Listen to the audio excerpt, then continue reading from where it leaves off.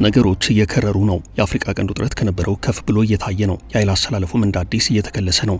ተባብሶ ከቀጠለው የአሰብ ቀይ ባህር ውጥረት በተጨማሪ በሱዳን አልፋሸር የተገለባበጠው የጄኔራሎቹ ድል አሰላለፉን ከነበረበት እየቀየረው ነው። ጉዳዩ ቀድሞ ያስፈራት ግብጽ ኑ እስኪ እንሰባሰብ ምንድነው ነገሩ በሚል አጀንዳ የሱዳንና የኤርትራ አጋሮቿን እያወያየች ነው። ኢሳያስ አፈወርቂ በአልሲሲ ግብዣ ልዑካቸውን ይዘው ካይሮ ገብተዋል። የሱዳን የውጭ ጉዳይ ሚኒስትርም ከግብጽ አቻቸው ጋር መምከራቸው ይታወቃል። ወታደራዊ ድል የቀናቸው ጄኔራል መሐመድ ሐምዳን ዳጋሎ ደግሞ ከተባበሩት አረብ ኤምሬቶች በኩል አዲስ ነገር ደርሷቸዋል። ከፈጥኖ ደራሽ ኃይሉ ጋር ትይዩ የሚቆም ወይንም እርሱን የሚመስል አዲስ ኃይል እየመጣ ነው። ይህ በሱዳን ሰማይ ስር አዲስ የፍርሃትና የስጋት ደመና ፈጥሯል።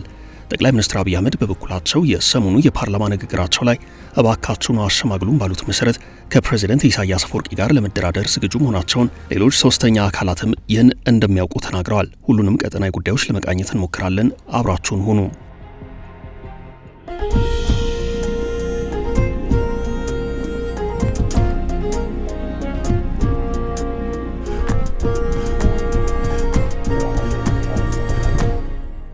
ከጄኔራሉ ሽንፈት በኋላ የተጠራው ስብሰባም የሱዳን የእርስ በርስ ግጭት ከእሁድ ዕለት በኋላ መልኩን ቀይሯል። በዕለቱ በፈጥኖ ደራሽ ኃይሉ ቁጥጥር ስር የገባቸው አልፋሸር ከተማ ብዙ ነገሮችን ቀይራለች። ከተማዋ በዳርፉር ክልል የሱዳን ጦር ጠንካራ ይዞታ ነበረች። በቀጠናው በአንድ ቀን በሺዎች የሚቆጠሩ ሰዎች ከተገደሉ አስፈሪ ዝምታ ሰፍኗል። ቅድሚያ ለሰብአዊነት የሚሉ ድምጾች ቢሰሙም ዓለም ለጉዳዩ ጆሮ የሰጠ አይመስልም። ይልቅ ከዚያ በተቃራኒው ሌላ እልቂት ሊያስከትል የሚችል የኃይል አሰላለፍ አዲስ ለውጥ እየታየ ነው። በተለይም ከሁለቱ ተፋላሚ ጄኔራሎች መካከል የጄኔራል አብደልፋታህ አልቡርሃን ደጋፊ የሆነች ግብጽ በአልቡርሃን ጦር ሽንፈት በመደናገጥ በካይሮ አስቸኳይ ስብሰባ መጥራቷ ጉዳዩን መነጋገሪያ አድርጎታል። የሱዳን የውጭ ጉዳይ ሚኒስትር ሞሄ አሌን ሳሌም ወደ ካይሮ አምርተው ከግብጽ አቻቸው ጋር የመከሩት የጄኔራሉን ሽንፈት ተከትሎ ነው። ካይሮ የተጨነቁ አጋሮቿን በፍጥነት ጠርታለች። የተጨነቁ አጋሮቿ የሱዳን ብሔራዊ ጦርና የኤርትራ መንግስት ናቸው። የሱዳን ብሔራዊ ጦር መሪ አብደልፋታህ አልቡርሃን በተፋላሚያቸው ጄኔራል መሐመድ ሐምዳን ዳጋሎ ወታደራዊ ብልጫ ተወስዶባቸዋል። በተመሳሳይ ፕሬዝዳንት ኢሳያስ አፈወርቂና መንግስታቸው በአሰብ ጉዳይ ከኢትዮጵያ ወገን ከባድ ስጋት አድሮባቸዋል። ይህን ተከትሎ የእናንተ ጭንቀት የኔም ጭንቀት ነው ባይዋ ካይሮ ስብሰባ ጠርታቸዋለች። ጠቅላይ ሚኒስትር አብይ ስለ ቀይ ባህር ያሰሙት ንግግር ያጣጠለችው ኤርትራ መሪዋን ወደ ግብጽ ልካለች።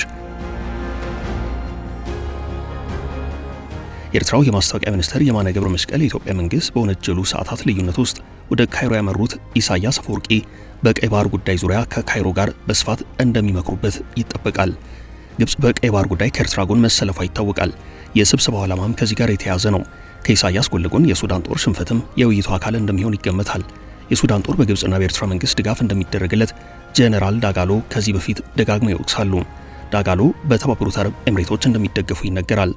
ጄኔራሎቹ የተገለባበጡት ወይንም በጄኔራል አልቡርሃን እጅ የነበረው ድል ተገልብጦ በዳጋሎች ለመግባቱ ምክንያት የሆነው የተባበሩት አረብ ኤምሬቶች ያልተቋረጠ ድጋፍ ነው የሚሉ አስተያየት ሰጪዎች አሉ። አዲስ የመጣው ኃይልና የጠቅላዩ ዝግጅት ለወትሮ ውጥረት የማያጣው የአፍሪካ ቀንድ አሁን ደግሞ በአዲስ የኃይል አሰላለፍ እየተናጠ መሆኑን ጉዳዩን አስመልክተው የሚወጡ ዘገባዎች ያመላክታሉ። በሱዳን እንደ አዲስ ካገረሸው እልቂትና ወታደራዊ የኃይል ሚዛን መዛባት አንጻር ለዳጋሎ ተጨማሪ ድል መጥቶላቸዋል። ለዳጋሎ ወታደራዊ አቅም ግንባታ አስተዋጽኦ ያላት አቡዳቢ በአፍሪካ ቀንድ ካስቀጠለችው ትልቅ እንቅስቃሴ አንጻር አዲስ ኃይል እያደራጀች ነው። እንደ መረጃዎች ከሆነ አዲሱ ኃይል እየተደራጀ ያለው የፈጥኖ ደራሽ ኃይሉን አወቃቀር መስሎ ነው። ይህም በኃይል አሰላለፉ ላይ ሌላ ተጨማሪ ተጽዕኖ ሊኖረው እንደሚችል ይገመታል። የፈጥኖ ደራሽ ኃይል በተባበሩት አረብ ኤምሬቶች፣ በቻድ፣ በደቡብ ሱዳንና በኬንያ ይደገፋል። ኢትዮጵያም በይፋ ድጋፍ ማድረጓን ማወቅ ባይቻልም አሰላለፏ ግን ከዳጋሎ ወገን ሊሆን እንደሚችል የሚናገሩ ብዙዎች ናቸው። ሌሎች ደግሞ የ4 ኪሎ መንግስት ከዳጋሎም ከአልቡርሃንም ጋር ሚዛናዊ የሆነ ግንኙነት ለመፍጠር ጥረት በማድረግ ላይ ነው ሲሉ አስተያየታቸውን ይሰጣሉ። የሆነ ሆኖ ያልተጠበቀ ከባድ ሽንፈት የደረሰበት የሱዳን ብሔራዊ ጦር ደግሞ ከግብጽ፣ ከሩሲያ፣ ከኢራን፣ ከቱርክና ከኤርትራ ድጋፍ እንደሚያገኝ ይታመናል። የሱዳን ጦር የደረሰበትን ሽንፈት ተከትሎ በካይሮ የሚደረገው ምክክር ለኢትዮጵያም ጭምር ሊያሰጋ ስለሚችል ጠቅላይ ሚኒስትሩ ቀድመው ተዘጋጅተዋል። ጠቅላይ ሚኒስትር አብይ በካይሮ የሚደረገውን ምክክር ተከትሎ ሌላ የዲፕሎማሲ የበላይነት ለመያዝ ከፍተኛ ጥረት በማድረግ ላይ መሆናቸው ተሰምቷል።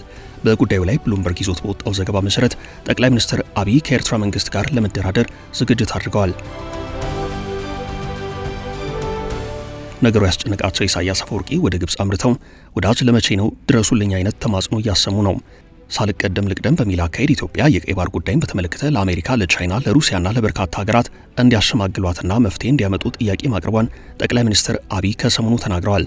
ብሉምበርግ ባወጣው ዘገባ ደግሞ በሰሞኑ የፓርላማ ንግግራቸው በቀይ ባህር ምክንያት ከማንም ጋር የመዋጋት ፍላጎት የለንም ያሉት ጠቅላይ ሚኒስትሩ ውጊያ ከተነሳ ግን ውጤቱ ግልጽ እንደሆነና ሀገሪቱን ማንም እንደማያስቆማት መናገራቸውን ዘገባው አስታውሷል። ጦርነት የለም ማለት የተኩስ ድምፅ አይሰማም ማለት አይደለም። እውነተኛ ፍትህ ካልተረጋገጠ በማንኛውም ሰዓት ጦርነት ሊፈጠር ይችላል ብለዋል ጠቅላይ ሚኒስትር አብይ። ኢትዮጵያ በቀይ ባህር ላይ ያላት ጥያቄ ህጋዊ፣ ታሪካዊ፣ መልክዓ ምድራዊና ኢኮኖሚያዊ ነው ብለን እናምናለን ያሉት ጠቅላይ ሚኒስትሩ በህጋዊ መንገድና በንግግር ሊፈታ ይችላል የሚለውን አቋማቸውን ደጋግመው አሰምተዋል። ኢትዮጵያ ቀይ ባህርን ለማጣት 30 ዓመታት ከዚያ በላይ የወሰደ ትግል ነበር። በ30 ዓመት ትግል ውስጥ በብዙዎች ርብርብ ነው ኢትዮጵያ ያጣችው። ሌላ 30 ዓመት ያስፈልጋታል ግን ብዬ አላስብም። በተረጋጋ መንገድና በሰከነ መንገድ በውይይት መሄድ በጣም አስፈላጊ ነው። የፈለገ ብንወያይ ግን ለማጣት የፈጀውን 30 ዓመት ለማግኘት ይፈጅብናል ብዬ ግን አላስብም ሲሉ ለፓርላማው ተናግረዋል። ኢትዮጵያ ቅድሚያ የምትሰጠው ለሰላም ንግግር መሆኑን ያስረዱት ጠቅላይ ሚኒስትር አብይ ሀገሪቱ ቀይ ባህርን መጠቀሟ አይቀሬ ስለሆነ በጉዳዩ ላይ እንዲያሸማግሏቸው ለበርካታ ሀገራት ጥያቄ ማቅረባቸውን አስታውሰዋል። የሽምግልናና የመፍትሄ አምጡልን ጥያቄ ከቀረበላቸው ሀገራት መካከል አሜሪካ፣ ቻይናና ሩሲያ ይገኙበታል። ተመሳሳይ ጥያቄዎች ለሌሎች የአውሮፓና የአፍሪካ ሀገራትም እንደቀረቡ ነው የሚነገረው። ይህን ጥያቄ የሚቀበሉ ሀገራት አዎ እናሸማግላችኋለን፣ ሰላም ያስፈልጋል እያሉ ማዘናጋት ከሆነ ግን ጉዳዩ ብዙ የሚሄድ አይመስለኝም ሲሉ ጠቅላይ ሚኒስትሩ የሽምግልና ፍላጎት ያላቸው መሆኑን ነገር ግን ለጊዜ መግዣነት ማንኛውም አካል ሊጠቀመው እንደማይገባ አሳስበዋል። ኢትዮጵያ የነበራትን የባህር በር በአንድ ቀን እንዳላጣቸው ሁሉ በአንድ ቀን እንደማትመልሰው ያስገነዘቡት አብይ ጉዳዩ ተፈጥሯዊ ሂደቱን ተከትሎ የሚሄድ በመሆኑ አይቆምም ብለዋል። ኢትዮጵያ ቀይ ባህር እንደሚያስፈልጋት ከለውጡ በፊት እናምን ነበር፣ እንናገር ነበር። ያኔ መደመጥ አንችልም። ከጀመርንበት ቀን አንስቶ ንግግሩ አለ። ያ ንግግር ግን ሰላማዊ መሆን አለበት ብለዋል።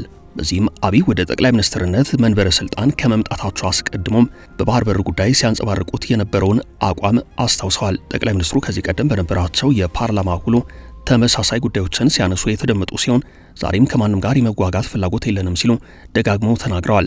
በዚሁ ንግግራቸው የኤርትራን ስም ደጋግመው አንስተዋል። የኤርትራ ሕዝብ አሁንም ወንድም ሕዝብ ነው፣ ምስኪን ሕዝብ ነው፣ ሀገሩን ለቆ እየተሰደደ ያለ ሕዝብ ነው። ከዚህ ሕዝብ ጋር በጋራ መስራት፣ መተባበር ፍላጎታችን ነው። በፍጹም የውጊያ መሻት የለንም ብለዋል። ከማንም ጋር የመዋጋት ፍላጎት የለንም። ለምን? ውጊያው ከተነሳ ውጤቱ ግልጽ ነው። ከዚያ በኋላ እየየ አይሰራም። አሁን አለመጀመር ነው ሲሉ ተናግረዋል። ጠቅላይ ሚኒስትሩ ውጊያ ቢቀሰቀስ እንደ ከዚህ ቀደሙ ጊዜያት ሁሉ አጋዥ ሀገራትና ኃይላት እንደማይኖሩ አበክረው አሳስበዋል። ከዚህ ቀደም በተካሄደ የፓርላማ ስብሰባ ለትግራይ ኃይላት የሰጡትን ማሳሰቢያ ከቀይ ባህር ጋር በሰጡት ማብራሪያቸው ላይ ተጠቅመውታል። አሁን ውጊያ እንትና ያግዘኛል እንትና የሚባል ነገር የለም። ሰው እንዴት ዩክሬንን እያየ ፍልስጤምን እያየ ስለማገዝ ያወራል? ማንም አይሞትልህም፣ ሞራል ይሰጣል እንጂ አይሞትልህም። መጨረሻ የምትሞተው አንተነህ፣ አያዋጣህም ብለዋል ጠቅላይ ሚኒስትር አብይ።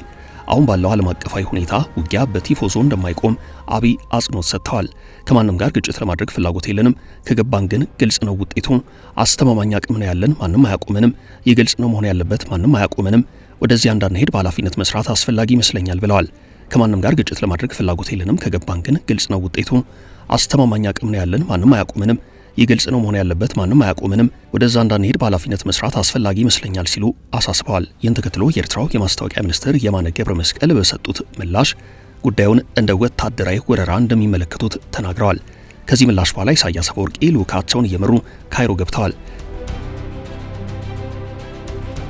ከፕሬዝደንቱ ጉዞ ቀደም ብሎ ሌላኛው ሀገራቸው የሱዳን ጦር በውጭ ጉዳይ ሚኒስትሩ በኩል ወደ ካይሮ አምርቶ በሰሞንኛ ጉዳዮች ዙሪያ መክሯል። ማቆሚያ ያጣው የሁለቱ የሱዳን ጄኔራሎች ፍልሚያ ከባድ እልቂት እያስከተለ ነው። ለጥቂት ጊዜያት አቅሙን አጠናክሮ የቆየው የሱዳን ጦር ሰራዊት አሁን ወታደራዊ ብልጫ እየተወሰደበት ነው። ተቀናቃኙ ፈጥኖ ደራሽ ኃይል RSF የሱዳን ጦርን የሚያስደነግጥ ወታደራዊ ቁመና ላይ ይገኛል። ይህ በዋነኝነት የሱዳን ጦርን ጨምሮ ግብጽና ኤርትራን አስደንግጧል። የካይሮ ስብሰባ ዓላማም ከዚህና ከአሰብ ቀይ ባህር ወቅታዊ ጉዳይ ጋር የተያዘ ስለመሆኑ የብዙዎች ግምት ነው። ይህን ሰሞንኛ ቀጠናዊ እንቅስቃሴም አስመልክቶ የኢትዮጵያ መንግስት ጉዳዩን በአንክሮ እየተከታተለው ስለመሆኑ በርከት ያሉ ዘገባዎች አመላክተዋል።